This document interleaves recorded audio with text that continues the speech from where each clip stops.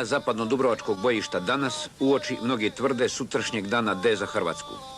Iako zbog primirja oružje šuti, minobacačlije 4. bataljuna 4. brigade su na položaju.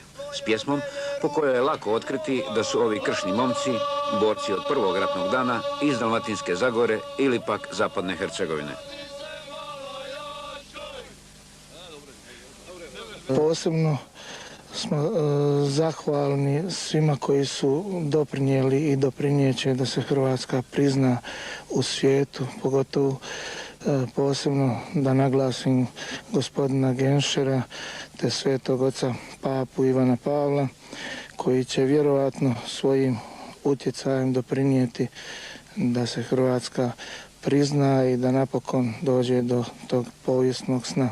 Šta će 15. siječanj značiti za našu domovinu Hrvatsku? Možda će značiti uskrsnuće. Pa, priznanje će biti dobro, ali morat ćemo mi toga dosta napraviti. Očekujemo priznanje i oružje dosta. A naš moral je suviše velika, njihov dinar je jak, pa neka još letaju. Pa, ako ima Boga pomoći, ako nema, mi ćemo sam. To je rađenje države nakon pusti godina. To će biti jedna velika stvar. Pripatili smo puno toga, pa jedan put mora taj hrvatski narod osjetiti da je živi, da je na svome i to je gotovo. A bilo je malo iz početka tješa, a sad ubrzo će to sve brzo završiti i nadam se sve ubrzo za 7 dana, 15 u Dubrovniku i tako.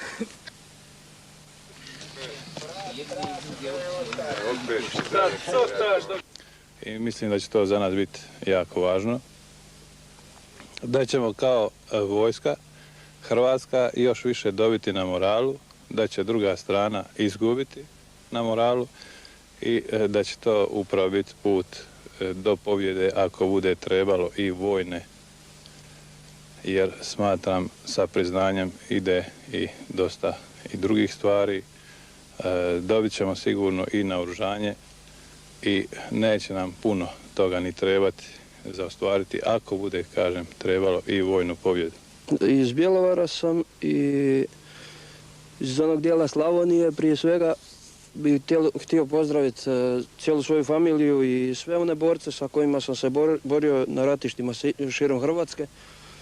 Ja nadu u Hrvatsku i u vodstvo Republike Hrvatske nisam izgubio do sada, a sad imam još veću nadu i želim i nadam se da ćemo istjerati ovu gubu iz naše lijepe domovine. 4. bataljun 4. brigade danas je imao i goste i darove. Pretežno su to bila sredstva veze koje smo dobili od predstavništva HDZ-a i Hrvatske radiotelevizije. Samo mogu reći da puno zahvaljujem ljudima koji su bili angažirani da to predaju nama. Jer ja isto mislim da su ta sredstva potrebnija ovdje i puno su veće koristi nego na nekim drugim mjestima. Oni su naši miljenici, dosta ima Splićana, a ja ovdje dolazim više kao Splićanin, kao ljubitelj i zaljubljenik ove legendarne brigade i bataljuna, a ne kao predsjednik HDZ. Što će Hrvatskoj donijeti taj 15. siječanj?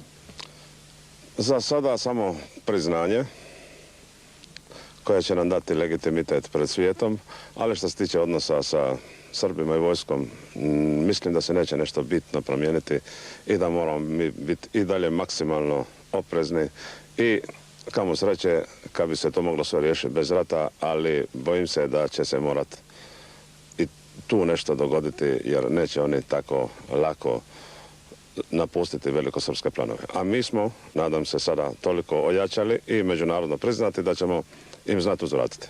Dakako, zapovjednikova je posljednja, pa nek to bude i u ovome zapisu o 4. bataljunu 4. brigade.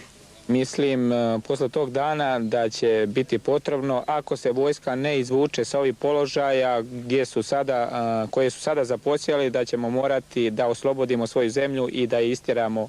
Mi sami imamo dovoljno snaga, sredstava, da ćemo to i da uradimo i što prije bude moguće da oslobodimo, znači, ovu cjelokupnu našu zemlju.